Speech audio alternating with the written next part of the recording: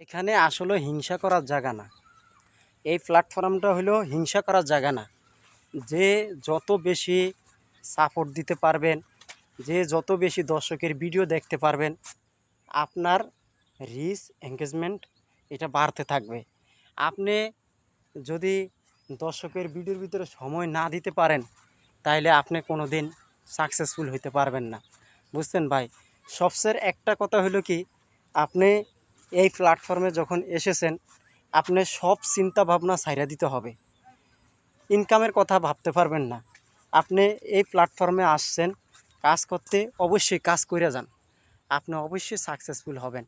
আপনি এই প্ল্যাটফর্মে যদি টাকা ইনকামের জন্য এসে থাকেন, তাইলে ভুল। কেননা ভাই, এটা হলো আপনার নসিবতে থাকবে, কপালে। আপনার কপালে যদি থাকে, অবশ্যই আপনি ইনকাম করতে পারবেন। আপনার কপালে যদি না থাকে, আপনি ইনকাম করতে পারবেন না। তো অনেক অডিয়েন্স ভাইয়েরা আছে করে কি জানেন, আগে চিন্তা করে যে তারা এই প্ল্যাটফর্মের থেকে ইনকাম করতে পারবে কিনা। ভিডিওটা যদি ভালো লাগে, একে অপরকে দেখার সুযোগ করে দিবেন। বুঝছেন দর্শক ভাইয়েরা?